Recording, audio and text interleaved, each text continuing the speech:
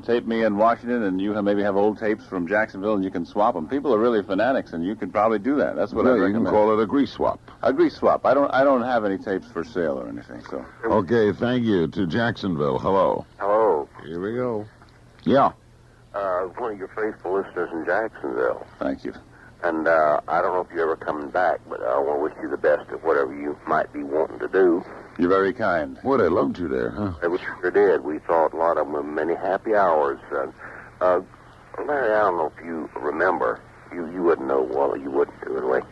But Grease, I can remember happily when you do these skits about, the gringo in Mexico, and the lawman, and yeah. I don't know if I can say the other skit you did on Larry's show or not. Well, if you worry, don't. It's no profanity. Well, what's the question? The question was, does he still crack jokes about the breaching of wind in Washington than he did in Jacksonville? No, I'm not too big on that. And the Yankees don't take kindly to that. Washington, the trade winds here are different. Flushing, New York. Hello. Good morning, gentlemen. I'm enjoying the show very much this evening. I have a comment for Greaseman and then a question. Greaseman, a friend of mine moved to Washington, Gaithersburg, actually about a year ago, and ever since then he's been telling me about you, and now he sends me tapes every week, and I just want to say that your brand of humor is excellent. Thank you. It's totally different than the conventional type of morning stuff that I'm used to. And even though I do have Don Imus here, I don't really like what he does. Have you heard Z100? Yes, I have, and the Devil's parody caused quite a bit of a stir here. It was very funny. Yes, I thought so, although some of the team didn't. No, they weren't too fond of it. No, but I think they took it in good fun.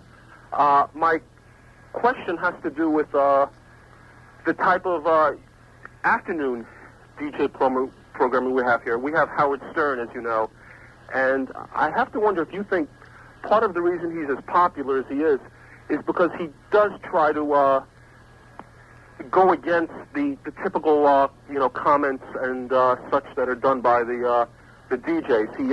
All right, I'm going to have them comment on that right after the news headlines. This is the Larry King Show. We're rolling along with Scott Shannon of Z100 New York City and Greaseman of DC101 in the nation's capital. This is the Mutual Broadcasting System, your network for news and sports. With Scott Shannon and the Greaseman, Tampa, Florida. Hello. Good morning. I can't tell you what an honor it is to be able to speak to the three of the greatest personalities ever to come out of Florida radio, Scott Shannon, Larry King, and Uncle Greasy. Buddy. There's a lot of terrific people came out of Florida. Brucey Morrow came out of Florida. Bruce Morrow worked with me in Miami. I didn't know that. Oh, at the GBS? Yeah, that's right. And he also, the Collins, Al Jasbo Collins came out of Miami. Whew. What's the question? Okay, I have two. First of all, small market radio. Why do you think that there aren't more stronger personalities in the smaller markets? If everything down there seems to be either automation or minimum wage button pushers. And also, I'd like both of your opinions on the syndicated joke sheets and joke services that a lot of disc jockeys subscribe to. Okay. I guess the major personality on a small station is the major personality would be gone from a small That's market. just it. That's pretty simple. That's gone. Do you guys use joke sheets? I don't. I haven't found one to be consistently, hilarious. We should explain to the people who are listening who don't understand what it is. It's just like Robert Orban has jokes they write for the president. Best, yes. Right.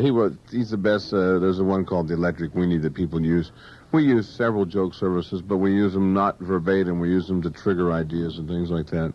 I get better ones off the phone, generally. When the hot jokes and hot topics are going, listeners are the first ones to call you up with any new humor. The tendency, those services are used generally by people who aren't funny, right? Yeah, they're used by the guys that do one-liners and then do that. But it's hard to you just can't read. The guy who walks in the studio holding a joke sheet and well, by the way, while I was coming in today. Hold on, Washington. I'll be right with you. Hold on. We go to New York City. Hello. Hi, I'm one of 2 or 3 people out of 1,200,000 that listen to both John Gambling and Scott in the morning. How can you possibly do that, sir? Well, it's not easy. I do a lot of dial switching. I'd just like to ask Scott to take off the gloves and tell Larry all those things that you told me this morning about his show being a vehicle for Pinko sympathizers. This is my radio partner, Ross Britton from Z100. This is Ross Britton. That voice is on our radio station. How did you get through, Bozo? Oh, they gave me a special number to call. Is it true there was a rumor that you wear headsets listening to John Gambling while you are, in fact, talking to Scott Shannon? Not true, not true. That's where all the bad jokes come from. I see. Listen, you guys are doing a great job. Larry, good to talk to you again. I saw you in San Francisco. And Greasy, God, it's been since Atlanta. Yeah, we were drunk at a convention, staggering in the hallway, and there you were. Well, let's not talk about that. Anyway, one last question. What's better than sweat on Olivia Newton? Goodbye, Ross. There he goes, Ross. I did see him in San Francisco. Nice guy. Wonderful guy. Yeah. Washington, hello. Hello there. Greaseman, I'd just like to ask you a question. Talking about joke sheets and things like that and people that use them, in the Washington market in the morning on Q107, we have Elliott and Woodside, who, although they do tend to have quite a large following, I consider to be just sort of the pits of radio. I mean, their jokes obviously come off the joke sheets. Tell us how you really think. Come on. No, really. I mean... have an opinion, sir, when you call this show. Okay. I don't think they're very good, but strangely enough, their ratings, I believe, are higher than the Greaseman's. Does he have any comment about anything like that? The new ratings are due out today or Monday, right? Monday. Ask me that question Monday. Call me up and we'll broadcast it coast to coast. I'll call Larry and he'll give you that answer. I don't want to talk about ratings that are just about ready to come out. Okay. One last question. Tell us about R.J. R.J., my neighbor in the rather exclusive Foxhole Road area. R.J., give us a call later if you can, and we'll explain it all for you. The success, we ought to quickly tell that Z100 is a new radio station, right? Right, Brandon. We signed on in early August of last year. You're not even in New York City. Well, our transmitter is on the Empire State Building. We broadcast from right near the Meadowlands Complex. You're in New Jersey. We're in New Jersey. The studios are. But it's a New York... Signal is New York, but it covers the entire... We serve New Jersey, New York, and Connecticut, about 17 million people. And you went from nowhere to first, right? Yes, sir. Last to first. Worst to first. Worst to first. That's your theme, worst to first. Was our theme. Now that you're first, you don't need it anymore, right? We got to stay there, though. Bethesda, Maryland, hello. Hello, I just wanted to ask the Greaseman, basically with the understanding that the type of humor he does kind of appeals to the, well, I won't say the lowest common denominator, but... Nice talk, buddy, nice talk. The broadest common denominator. It seemed to me, in listening lately, that you get a greater mix of music than chatter, and I was wondering if that was... It's always the same, but it's how you're perceiving it. Beg your pardon? That's how you're perceiving it. I've been doing the same amount of chatter since I started almost 2 years ago. Is that right? Yeah. How much music gets on your show, Scott, in an hour? We have... we try to mix it up. I think Greaseman, we probably have about the same mix from what the last tape I heard. We play, I think, between 8 and 11 records an hour. I'm not sure. I don't have news on my show, so I probably play a few one more. more, yeah. Isn't there any kind of requirement on news, or is that just taken up by... Only if you promised it. If you promised it in your FCC report, if you didn't... Greaseman is news in Washington. It does make the headline. Thank you. Alexandria, Virginia, hello. How you doing? Because I was Greaseman. Yeah. How does Greaseman feel about following Howard Stern and right into the market? For the benefit of listeners across the country, Howard Stern was the morning man, and we didn't answer that question, which I'll get to in a minute, who left Washington to go to New York, and then the Greaseman came in and replaced him. Well, I've never heard him. I got here a year after he was, a month after he was already gone, so I'd never heard him. However, I feel that from what I hear, he did some flamboyant things, and it kind of conditioned the market to be ready for the kind of stuff I do, so I thank him for filling in for me for that year and a half that he was here and kind of warming everybody up.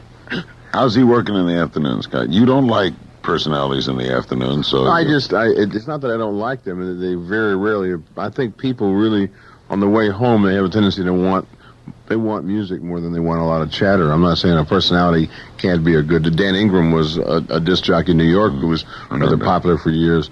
And in a lot of markets, there are people in the afternoons who are popular, but in the top 40 contemporary hit radio format that we're in, basically they want to hear the music and the traffic and the information they need to know.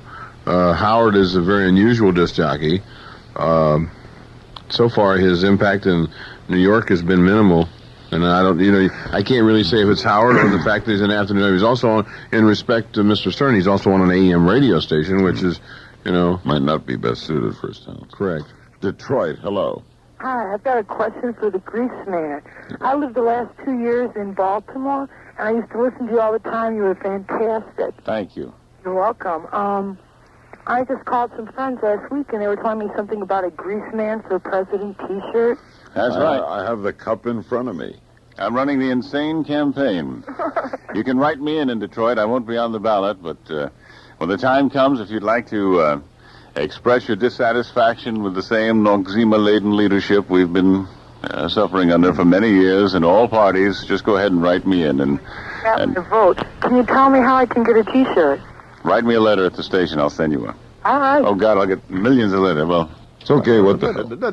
You're on the Mutual Network. Keep that in mind, son. I noticed in the Z100 T-shirt, you call yourself underneath it the flamethrower. Can you tell me what that means? We're a very high-energy presentation. New York's a very fast-moving area, and our music is rather up-tempo. It's not.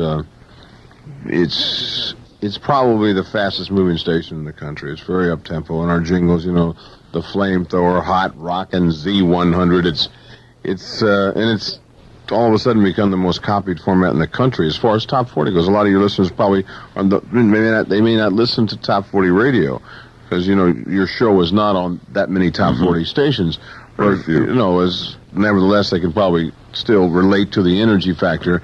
And New York's a very, very fast-moving town. I had a problem adjusting myself to the pace of the Manhattan people. And so your show is flying then, as they say. We're fairly rapid, yes. Washington's faster pace than Jacksonville. As far as the pace of the city, pulse of it, yes, to a degree. But still, it all sounds the same in the headphones. When you break it on down, you just have to tailor your show to fit the needs of that market, and away you go. Right back after these messages with Scott Shannon and the Greaseman, Minneapolis. Hello. Mr. King, how can we get you back in this territory? I think we're going to have an announcement on Monday.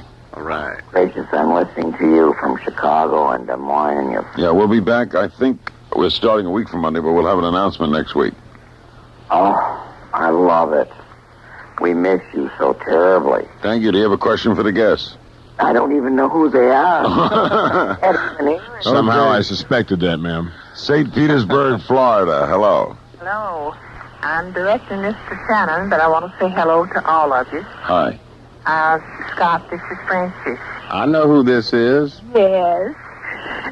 The question I have for you, he said, you mentioned the age bracket down here. Well, I'm a good 10 years over that. But I want to know if you appeal to all the groups up there like you did here. Well, unfortunately, because of the fact it's a much bigger listening audience, we've had to narrow the demographics on musically. Oh, I see. And what kind of music did you play in Tampa? We played more of an AC contemporary. We were softer there. And unfortunately, there was maybe 2 stations doing that in Tampa. There are 3 or 4 stations doing that, and 5 stations in New York. We did an oldies hour between, like 11 and noon. Unfortunately, there's one radio station that just plays all oldies all the time in New York, and we can't do the oldies hour. But Francis, we still have that zoo quality, and if you came to New York, you'd still recognize it. May I ask you, ma'am, how old you are? I'm 66. And you like the zoo in the morning? Oh, I love Scott Shannon, and then love Cleveland, yes. He's great. And listen, what about the baby DJs? Do they call you? Yeah, we still work with the baby DJs. Oh, great. We miss you. Thank you, Francis. Have a good weekend. Yes, Thank you. Green River, Wyoming. Hello. Hello, Larry. I've called the show a few times before, talked to Jim Bohannon, but I believe this is the first time I've ever talked to you. Uh-huh.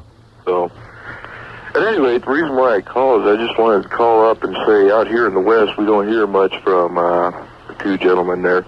But from what I heard at the beginning part of the program this morning, or still evening out here, I must say, the two gentlemen there. But from what I heard at the beginning part of the program this morning, or still evening out here, I must say that I was impressed. I really enjoyed it. Me too. Enough to make me move back east. Mm-hmm. Very kind, buddy. Both tapes were excellent, and either one will take you. We need all the listens we can get. Well, to tell you the truth, I'm a small market DJ myself, and I'm sitting right here working the evening shift, checking you guys out. Who's running your show? Who's running my show?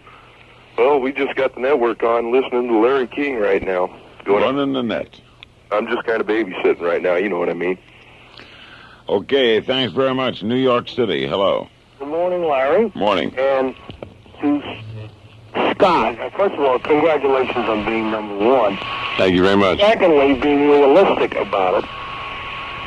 And thirdly, not what you fellas do. I gotta tell you a story. I go to laundry every 2 weeks on a Saturday. And when you first started, you weren't on. But you're on all the time in that laundry now. Secondly, what bothers me is that I know you have talked a lot of other personalities, and I think, Larry, you are familiar with the little faux pas with Connie Chung and Mr. King a few months ago. No. The case where she gave him a cue, it was when Mr. Reagan had canceled his Asian trip, and came to Law and he said, gee, how the devil do I know? And I was like, oh my God. What's your question? Well, the question is to Scott, is that a certain guy in this town who works for the O&O, NBC, picked it up in the afternoon, and not one day, did it for 2-3 different days, and got into the ethnic angle. What's the question? Well, my question is to Scott is, it bothers me that even in... That's not, a question can't begin with it. All right, it bothers me that even any area would let these fellows go on. What's your feeling about that? And you have any thoughts, Scott? Well, did you understand as I said before, what he was saying is, you had to understand what happened in the town. The gentleman who he's speaking of is Howard Stern, the guy we mentioned earlier, and he hammers quite frequently at black Americans. And as a matter of fact, too. Last week he it was earlier this week, he played a record. A listener sent in about the death of Marvin Gaye, and it was probably the worst thing I've ever heard on radio. And although he denounced it, he played it a couple of times. This is a play. This is just it's not the way I like to do things. Baltimore, hello. I say, Greaseman Ellie, please.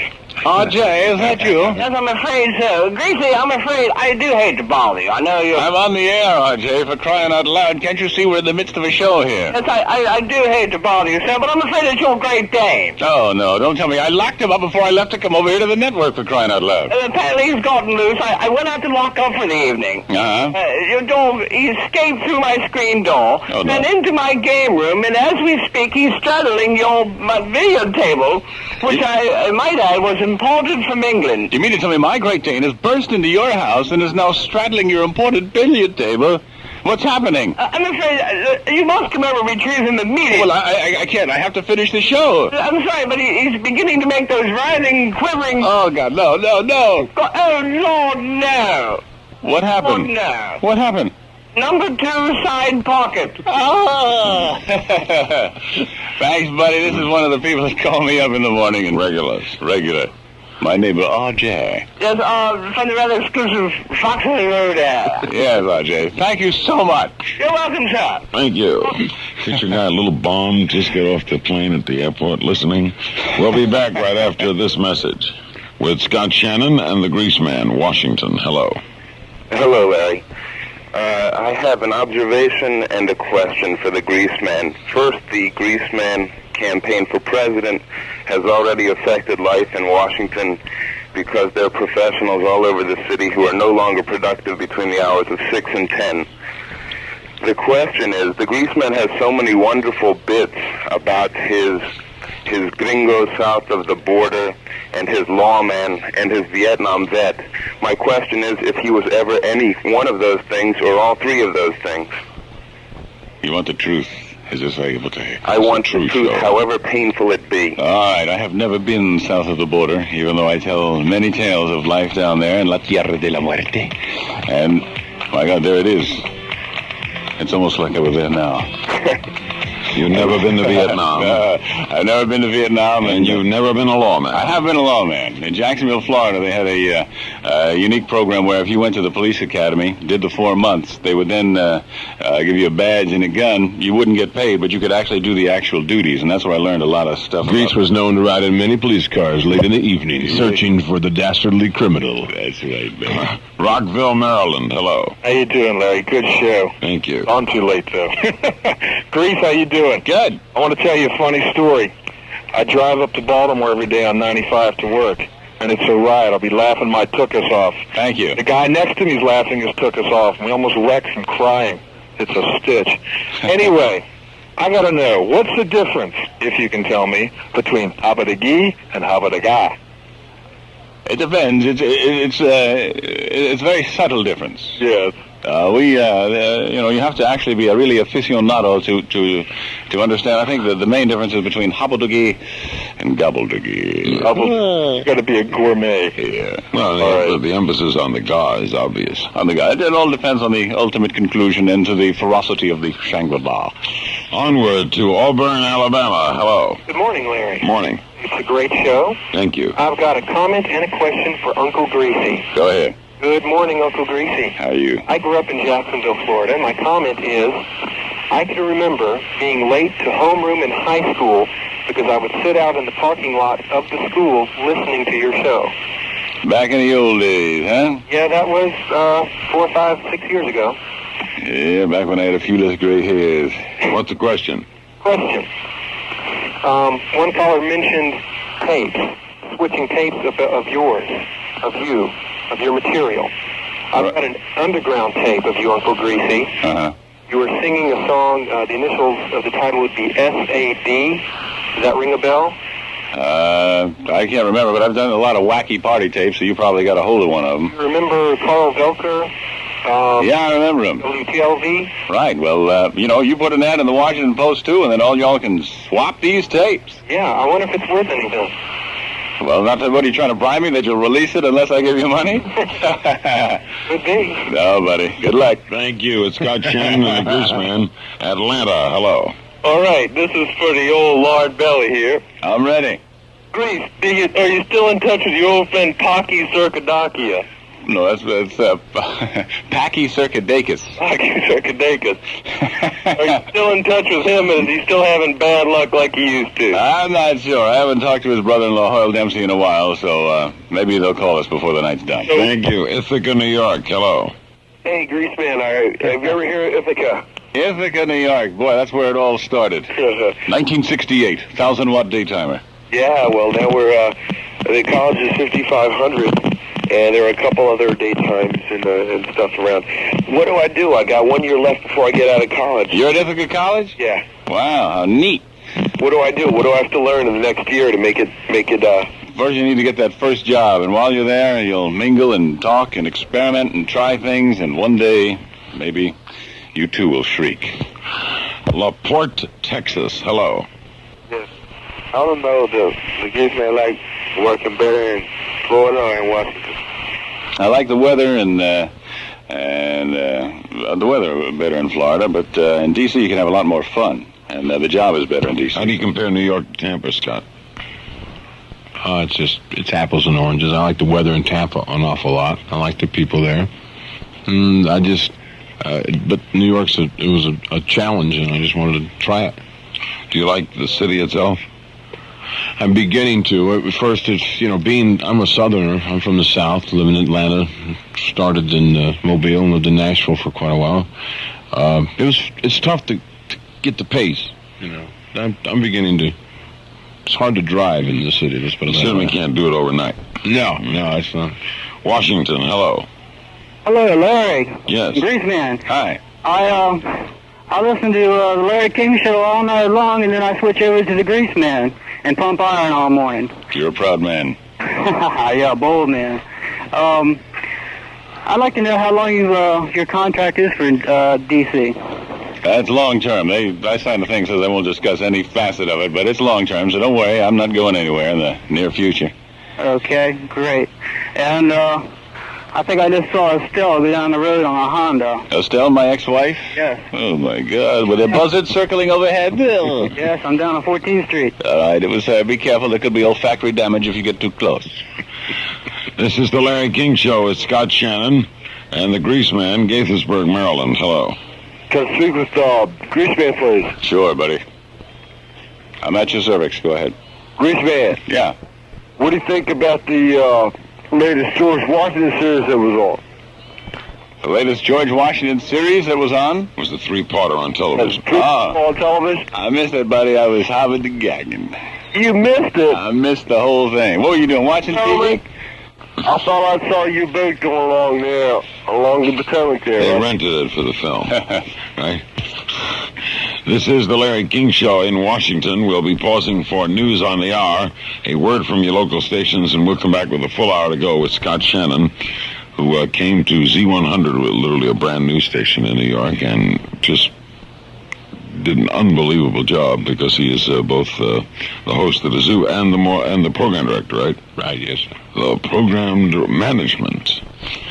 And the Greaseman of DC101 in Washington. You ever desire to be a program director? No. No, you guys work too hard. You know, you got to hang around after 10 and take calls and messages and decisions and problems. That's right. You got to lie? No, not to lie. I'll call you back. I like the tape. Maybe we got to play straight down the road. We're going to pause for news on the hour, a word from your local stations, and we'll be back with an hour more of phone calls for Scott Shannon and the Greaseman. This is the Larry King Show in Washington, and this is the Mutual Broadcasting System, your network for news and sports. KRIG, Odessa, Texas. Before we get right back to the calls, an idea of time schedule. Scott, what time do you get up in the morning? I get up between 4:30 and 4:45. And you're at the station when? 5:30. Oh, you're real close. You don't live far then. I live about 15 minutes away from the radio station. Kind of weird getting up when it's dark out, ain't it? One thing about it is I've always done nighttime and afternoon radio, and as of about 3 years ago, I decided to switch to mornings, and I thought I'd get used to it after a while, but I still to this day have not gotten used to getting up in the morning. What time do you have to go to sleep at night? I go to sleep always before 10. You miss a lot of what's going on in the world. Certainly you don't get the theater. Well, I go on. I have Friday and Saturday nights. The program director gave me those 2 nights off. Grease, what do you do? I run a little differently since I don't have the programming responsibilities in the daytime. I get up about 3:30 in the morning. Good God. Yeah, I know. I'm a madman. That's my one paranoia is I'm always afraid that my car is going to break down, that I'll trip going down the stairs. I can't find 2 socks that match. So I get there a little early. I get there about 5, read the papers, and I cook breakfast there at the station because I'm still into ingesting maximum protein, so we have little microwaves. I'll cook up a little something, do the show, and then hit the gym. And I'm usually home by about 1:30. I'll sleep from 2 to 6 in the afternoon every day. That way I can stay up late at night. I have a friend of mine that follows that basic schedule in Chicago, Murphy, in the morning. He was, before I did mornings, he was the morning man for our station. And he always said, I can never bring myself to take that afternoon nap. I think it's something you really have to condition yourself. I think if you just get dog tired one day, and you just stagger in there about 1:15, fix your double bourbon or 2, book, yeah, you wake up feeling like $1 million. And then will you sleep again like at midnight? I'll sleep again, about 11. About 11 o'clock, I hit the rack again.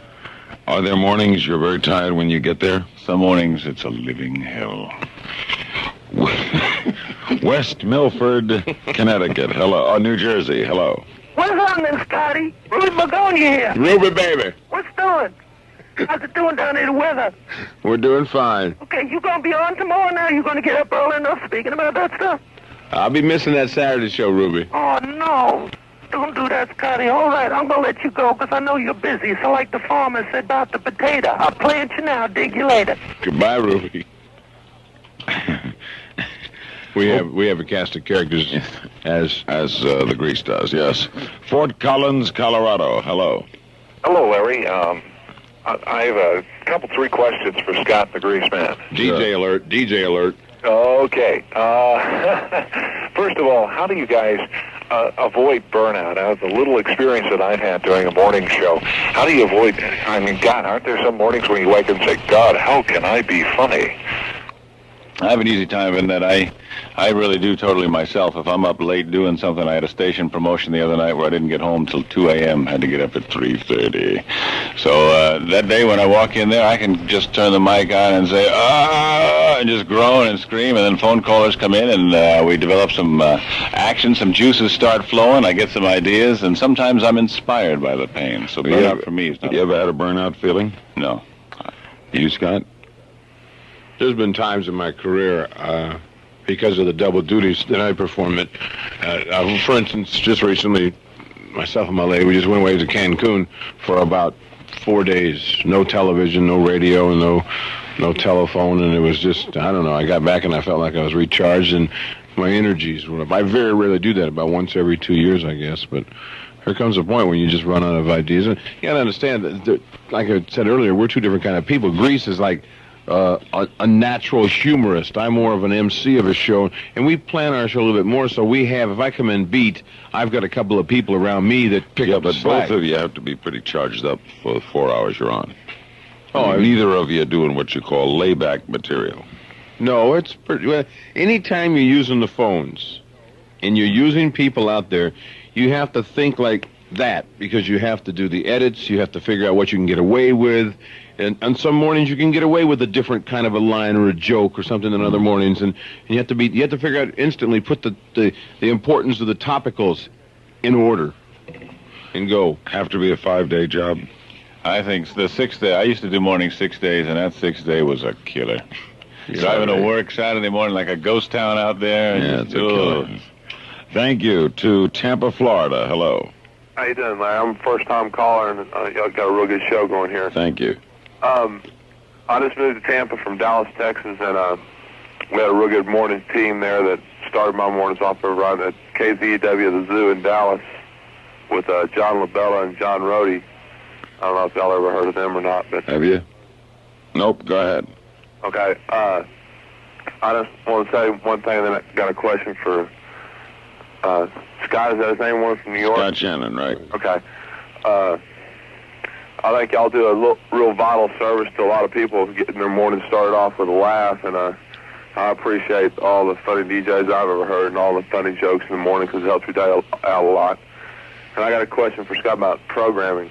What do y'all take into consideration when y'all put songs on the radio and play certain songs over and over again? Then there's a lot of really great songs like the first 2 John Cougar albums. Hardly ever got any airplay. All right, how do records get on stations?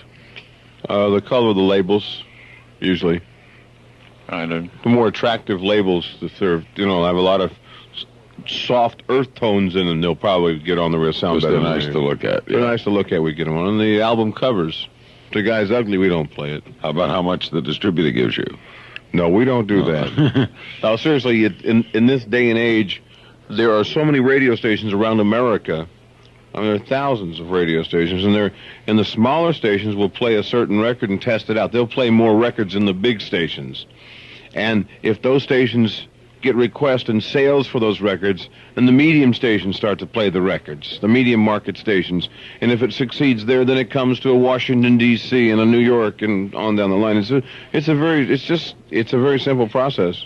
I wish there was more time to play more music. I love music. I love music all the way from Buddy Holly all the way to to currently Johnny Cougar and some of the new things, Dolby and all that. But there's not enough program director. You determine what music's on your station. We have a programming department. We have an actual music department in which I work over. Right. Do you pick your own music? No, I get a list of records to play every morning when I walk in the door. And that doesn't bother you? Not at all, because I'm so busy trying to think of what I'm going to say next that if I had to blend which records would be right for that time or sound good together, I could never do it right. So one of the things that we touched on earlier is a good disc jockey can be a good disc jockey no matter what music he's playing. You believe that? Now, well, Grease was went through a very tragic shock in his life. He was playing rock and roll music on WAP in Jacksonville, and one day the station was sold him, and here you go, Grace. Here's your new records. Here's some Charlie Pratt. Put it on, buddy. And he said most people would have panicked and I don't know country. Well, it wasn't a part. He still did the Greaseman, and he did a wonderful show. I thought now he plays album rock, which is another form. In the of era music. I came out of, most jocks wanted to play the music they liked and generally It's the difference between a jock and a personality. We'll be right back after these messages. Columbia, Maryland, with the Greaseman and Scott Shannon. Hello. Hi, fellas. I'm really enjoying the show a lot. I have a question for the Grease. Yep. Grease is your friend, Mr. Jerry Lewis. Jerry Lewis, yay! Yay, Mr. Jerry Lewis. What my question is how do you know how far you can go? I mean, the other day you were talking about shutting yourself up in the Grease Palace to watch the Miss Teenage America pageant. And you talked about spreading out newspapers so you can enjoy the show properly. That's all I said, buddy. That's all I said. Exactly. And yeah. That's all I said. So I didn't say anything. All I said was I was watching the Miss Teen American pageant, and so I could truly enjoy the show, I spread newspapers on the floor. See, you're the one with it. I'm just, hey. Right, so that's in case, you see, I'm training my puppy, and in case he came in, I'd want to be ready. Or he might have been reading them. Really, I read them. That's right. So it's the great leap that does it all for you? It's just, you develop a sense for it. You develop a sense of that people at home, you see, if I were to do it on TV, that same shtick, it wouldn't be funny because you'd have to be so visual with everything, it'd be unpleasant. But when you're at home and you're listening to the radio and I just say things, you can picture in your mind. What you're picturing in your mind is far more technicolor and detailed than anything I've said. Magic of radio. Yes. Thank you. Hartford, Connecticut. Hello. Hello, Larry. Yeah. I'd like to speak to the Greaseman. Yeah, buddy. Hello. I remember you from your days in Hartford, and I wanted to find out some of your memories about a couple of DJs here in town. You're talking about any age limit can still be a successful DJ. Yeah. And there's one guy who pretty much dominates the morning market in all of New England, actually.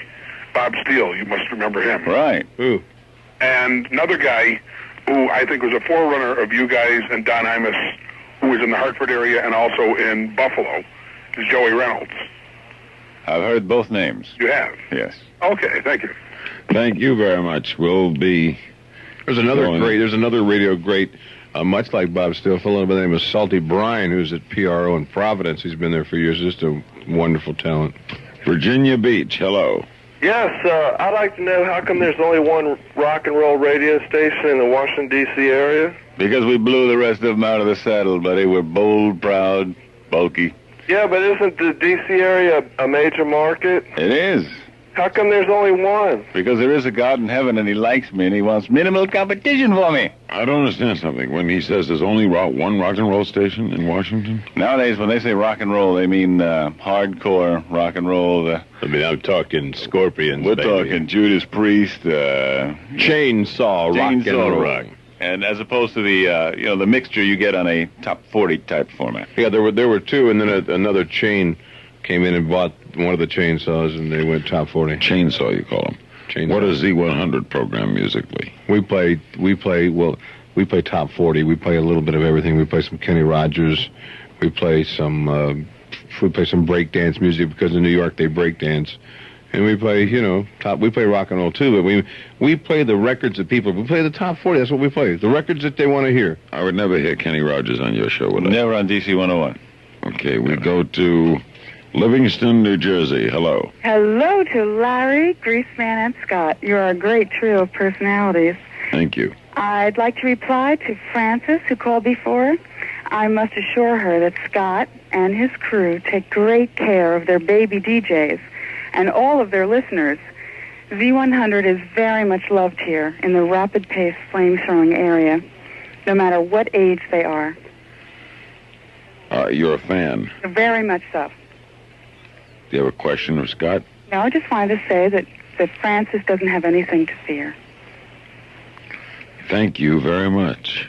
Baton Rouge, Louisiana. Hello. Hi, Scott and Greaseman. I just wanted to say I've never heard you in person, Greaseman, but I've heard you on Air Check from Air Check Factory. Mm-hmm. And, Scott, I want to ask you if you guys can play consultant just for a second and answer a couple of questions. You're going to play an air check over the phone here? No. I'm not that tacky. What I wanted to ask you is, I'm in a market here, Baton Rouge, which is very under radio. 4 FM stations, all Class C, and maybe 1 or 2 more AM stations. There's been one guy in the market, he's been number 1. Is there any way, because he's the only show in town, how do you beat him? I mean, I'm doing afternoon drive at an AM station, or 1,000 watts. There's your first problem. That's the first problem. Okay. What do you come in to beat him with? When it comes into, in all due respect to the Larry King Show, people will seek out Larry. They'll put up clothes hangers and wires and antennas because it's different. It's the only Larry King Show, the only show of its kind on the radio. When you can find music on an FM when it comes out of 2 speakers in stereophonic sound, and when you go through a tunnel, you can still hear it. People aren't going to sit there and listen to the static on the AM. This is especially important with music, wouldn't you say, Grease? Yeah, really. That's what killed AM. Okay, in other words, if I took, or if there was a personality of you 2 calibers in the afternoon, would that have an effect with the craziness you 2 do in your show on an AM as opposed to a big FM like that? Either would do better than a regular disc jockey on AM, but either would also do much better on an FM station. On FM, just because the little red light lights up. Remember one thing, the music that you play must be right. There's very, very few things when you're in the radio business and you play music on your station. If your music is wrong, so you've got to be a real, real good disc jockey to compensate for that. Okay, yeah, because we're the only station in town playing a hot hits, really a true CHR format. And the station was the station. Everybody grew up with this station until FM came into prominence back in, the mid to late 70s. Get over one of those stations that has woofers and tweeters. You'll be fine. What do you fellas think of the future of AM stereo? There are no AM stereo radios to pick it up, so it doesn't look too good. I know. I mean, let's say they do come out. You think AM stereo has a major future? It's going to take just as long to develop that as it did FM stereo. It's a shame, but...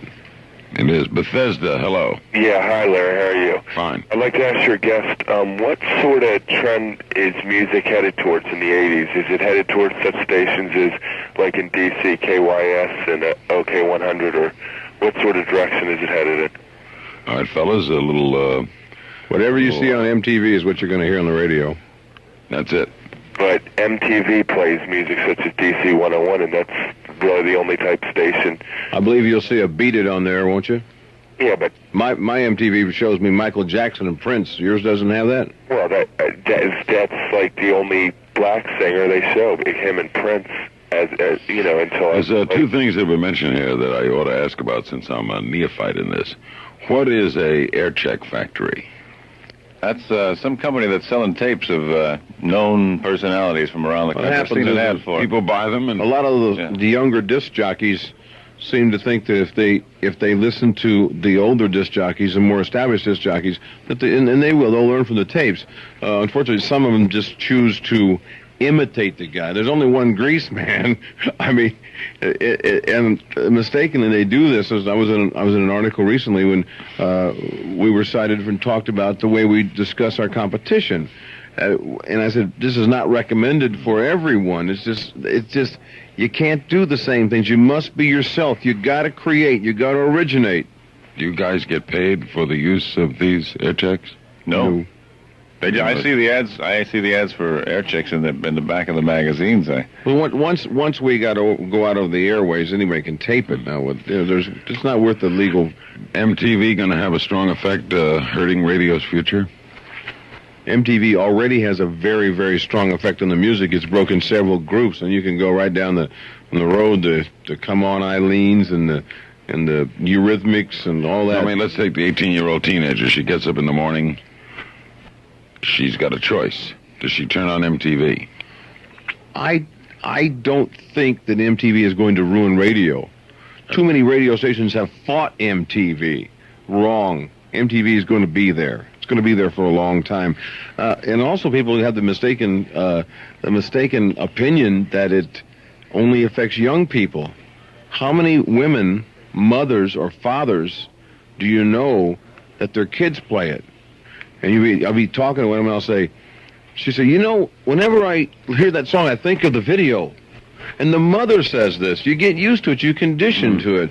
Just like, you know, when I first got to New York and we did personality radio with top 40 rock, people come and they say, hey, I want to thank you for reintroducing me to rock and roll. Because we put some substance with the music and some personality and got away with it. You think they complement each other then? Oh, yeah. Spartanburg, South Carolina. Hello. Hello there. Yes, my name is Tim Chewy, and I worked with Doug at Weenie in Endicott, New York. Doug, Mr. Greaseman, do you remember me? I remember you, buddy. He doesn't like you no more. You're Schlamazel then. You say my real name now, Tim. You haven't changed. You know that? Yeah, but nobody knows the other name. I leave it. Tim Chewy. I'm going to send you your Yucca Puck ring anytime now. Wear it proudly. Most people don't know that I'm back at WSPA-TV in Spartanburg as a meteorologist now. We'll alert the media. And I just know your name is Tom Chewy, the weatherman? Tim Chewy and the weather. Radio on the way home from work, and I almost had a heart attack. I sent you a Christmas card years ago, and we lost track of you. If sometime during the rest of this show you could give your station address so we could get back in touch again, it would be real nice. DC-101, 1150 Connecticut Avenue, Northwest, Washington, D.C. Terrific. Hope you're enjoying yourself. You still sound like you carried the old trench coat and a bag of candy after every show. Thank you, buddy. Thank you. Tim Chewy, the weatherman. Milton, Florida. Hello. Yes, Greaseman. Yeah. I was living in Jacksonville at the time John Sminkelink was executed in Florida's electric chair. Oh, no. Yeah. Yeah. For the uninitiated. Yeah, we fried old Spanky, didn't we, buddy? Yeah. You mean you had fun with that? We did. Well, what he did was, in the background, he was playing tape of... Where is it? Let me see. You got number 7 in there? Fried bacon, baby. Yeah. And he's talking about eating Stinkerlinks that morning. Yeah, the next day. What kind of flack you called it? Larry, you got to grasp this. In the area, I will hear in a minute, in the area of taste, John Spinkelink executed in Florida. Great dispute over that execution since the man he was charged Let me tell you how and respected killed was also a felon. How respected, and not respect, how controversial Grease was that morning. That story was all over radio stations in America by afternoon that day. We'll learn about it right after the news headlines. This is the Larry King Show in Washington, D.C., and this is the Mutual Broadcasting System, your network for news and sports.